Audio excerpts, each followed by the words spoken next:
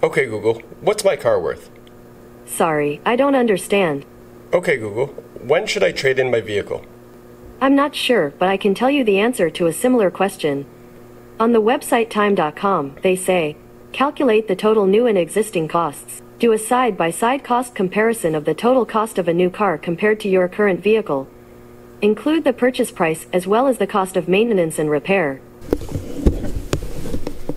What?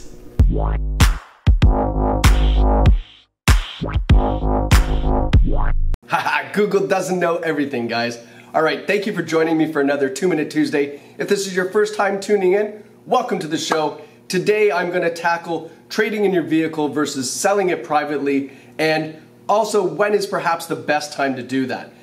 So if this is your first time joining us, make sure you like my page. If you're watching on YouTube, subscribe below. I plan on putting a lot of these out in 2018 to help you, the consumer, make a very educated, great decision when you're buying, selling, anything car related. Just these free little tidbits of advice to help you guys out, just because I like doing YouTube stuff and I love video. So here we go, let's dive right into this.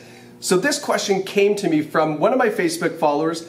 She asked me after I did my best price car segment, link right here, when is the best time to trade in the car, and also what's the variable between trading it in and selling it privately. So here it is.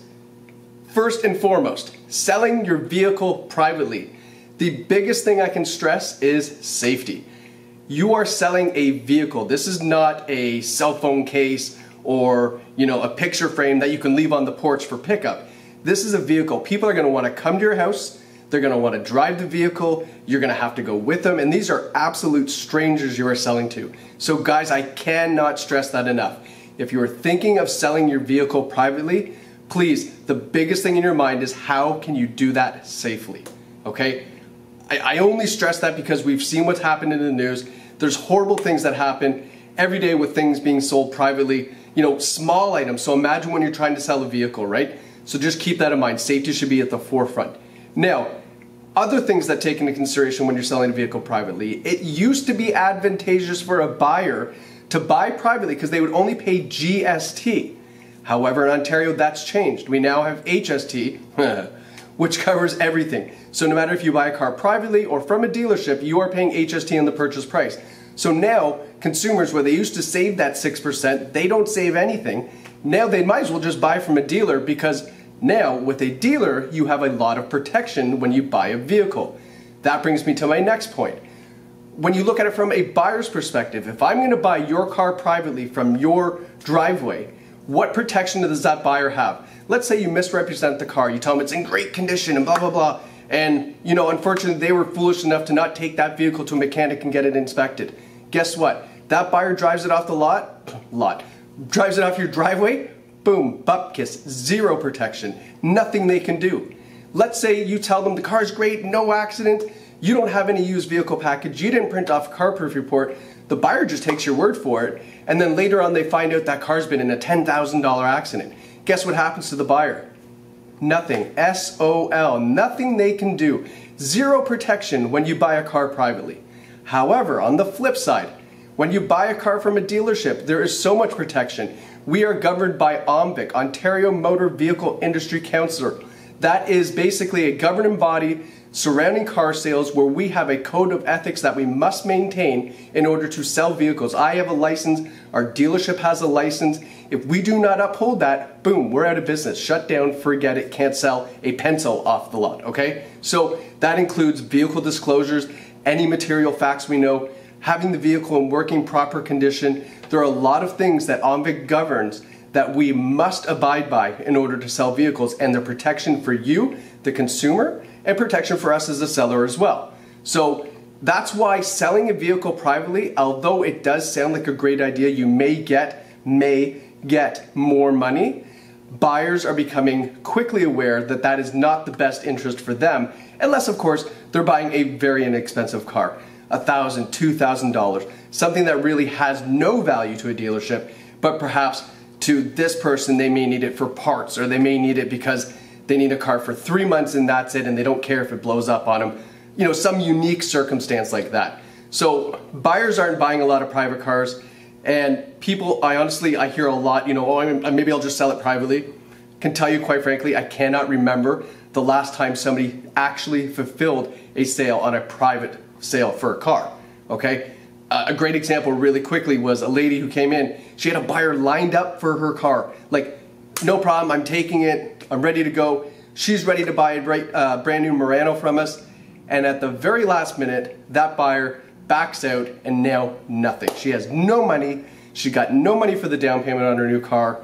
So what did she do? So she brought it here. We did an appraisal on the car and we were actually able to give her within $200 of what she was selling that vehicle privately for. Now, let me explain that.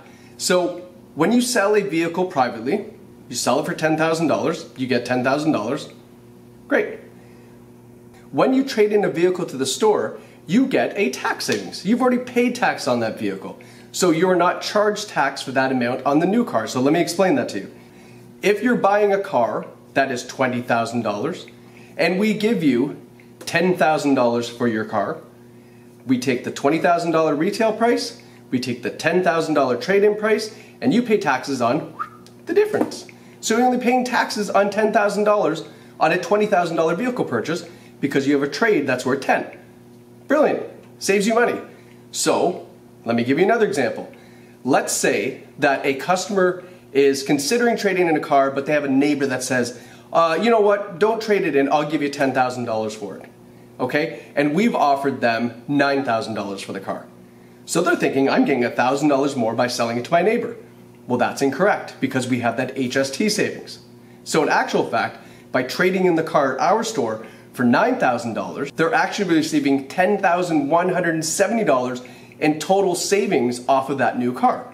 It's a $170 difference, but hey, it's 170 bucks. I mean, that's a nice dinner, right? So there is a tax savings when you trade in a vehicle, and that's something you also want to consider. Next, let's discuss the nature of why you may want to sell your car privately versus trading it in. Obviously, it's because you feel the dealership isn't giving you enough of a trade value versus what you could potentially sell your vehicle for privately. And that's fair. Everybody's entitled to their opinion. But let me kind of open your mind up a little bit here and, you have an open mind when you hear this, okay? We are not here to take your trade in for something that's such a lowball offer. Your car's listed for $12,000 online, similar models, similar mileage, and we're offering you $4,000. That's not going to happen. And let me explain to you why. We live in an information age where we can quickly grab information on any product and do a comparison right away to see how much they are selling for retail across Ontario, across Canada, nationally, whatever you like. We can do that so quickly. So I, as a dealer, can't propose a ridiculous value to you on a vehicle because I know you can quickly go and check that to see if I'm out of my mind, right? The only thing that I can do is give you a value and explain to you why the value is what it is. In other words, kilometers, condition, accident history, etc. And justify why that value is what it is. Now, big disclaimer, we are a business, we are here to make money. That is how the world goes around, that's how we have this beautiful store, that's how I get paid, that's how my family eats. I'm not scared to tell you that I'm here to make a profit when I take your car in and resell it. That's what we do. Just like when you go to work, you get paid to do what your job is, and nobody's gonna come in and say, hey, Cheryl, I need you to work for free for the next 6 hours because whatever. I don't know what the circumstance would be that you would work for free. Exactly, I don't either. So we are here to make a profit. We're not here to get rich off of your vehicle. It is a law of averages, it's a volume business. We sell 35 used cars a month at an average profit of $1,000 to $1,200. We are good to go. We're not selling these cars making $4,000, $5,000, $6,000. You can't anymore. Information is too readily available. You can go online and search 2015 Murano and up pops 45 of them within 300 kilometers and you can see right away color, trim level, everything to say this is the one I want, is it in line with the pricing, yes or no, and then you make a decision. So I can't take that car in for an undervalued price because the information is so quickly accessible. So if I tell you your car is worth something, give or take $500 to $1,000, that is probably a very accurate price. I don't just use my opinion. I have very sophisticated software that again pulls up these listings of similar vehicles so I can say a Toyota Corolla with 45K, average selling price is $13,000, less profit, less reconditioning, here's your price. We are here in order to serve you, to sell a car to you, not to take your car in. If I don't sell you a car, I don't get your trade. So it's one of those cycles, right? I can't say your car's worth X and it's so low because you're not going to buy my new car. And that defeats the whole purpose of this. So it's that nice mutual kind of blend of your fair trade value, a fair price on the car, and away you go. And that's how this whole business really operates. The goal is to sell you a vehicle. Now, last but not least, let's talk about when is the right time to trade in your car. And that's a difficult subject. It can really kind of vary. So I'll be kind of loose and broad about this.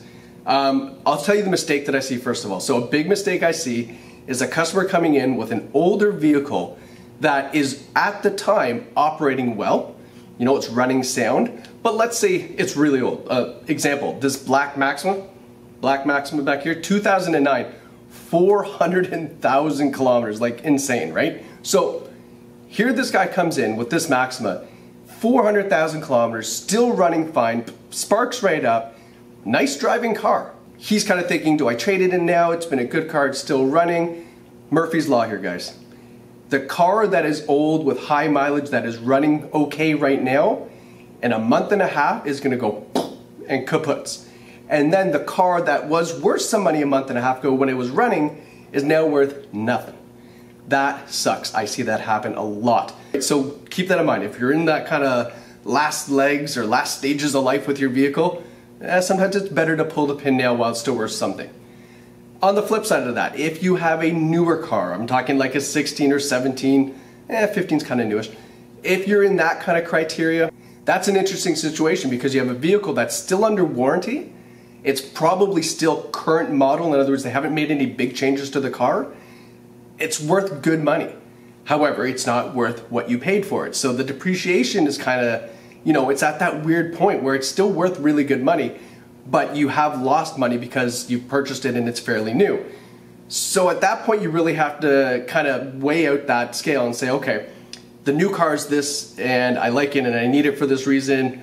My car's value is pretty decent or my car's value's dropped too much. And I mean, that happens, right? I'm not here to tell you that doesn't happen. So just weigh out those options and say, is it worth it for you? And that's why I say this is a broad area. It's kind of hard for me to lend an opinion there. But ideally, you do want to trade in the car before it goes over the comprehensive warranty, which is for most manufacturers, 3 years or 60,000 kilometers. That's a great time to trade in the car because anything on the car that isn't operating correctly, we can get covered under warranty. And when a new customer is looking at that car, they're going to say, hey, it's still got some warranty. That's great. So you do get some great value for that when it's still under the warranty period. When it crosses that warranty period, more importantly, the powertrain portion, which is 5 years, 100,000, that's when it becomes a little eerie, right? That's when that price does go down again because now there's zero warranty on the car. Engine, transmission, everything is kind of at risk. And that's that area as well. So kind of keep those plateaus in mind, right? 60,000 kilometers or your full coverage warranty period, and then your powertrain, which is about your 100,000 kilometers. Make a decision in there and kind of weigh those out. And again, there's no obligation. You want to come and say, Skinny, go look at my car. What's it worth? I'm in, I don't care. Takes me 5 minutes to do it. I go out, go have a look around, etc., do my thing, come back and say, here's the value of your car. What do you think, right? So no obligation appraisal, weigh out your options every other month if you want. I don't care. We'll build a good relationship that way, right? So that's, again, why I say it's a broad subject. It's hard to lend an opinion on, but there are those plateaus, so keep that in mind when you're kind of considering making a move to another car. All right, guys, so that wraps it up for this 2-Minute Tuesday on trading in your vehicle. I hope this information was useful for you. I hope that you kind of have a better understanding of how it all works and, you know, the differences of selling versus trading in and how we kind of work on our end here when it comes to appraising your vehicle and trying to earn your business. I want to thank the Facebook user for suggesting this topic. I really hope this covered what you were looking for. If not, just send me a DM and maybe your phone number, we can chat and I can give you some more useful information. And guys, if you have any questions or suggestions or comments or criticism, whatever you want, use the comments below, type them in, send them over to me, send me a DM, whatever you like. I love reading them. It only helps me improve. It helps me get content for the channel as well. So fire away. I am here to help. That's what I want to do. That's the point of this channel, is to really kind of bring everybody in and shed light on this crazy world that is car sales. It is fun. It's a crazy world. It's not as complicated as it seems. And Coburg Nissan, myself in general, I'm a really wide open person. I will tell you anything you need to know free of charge just because I love doing YouTube content. So thank you so much for watching and hope you have a great day.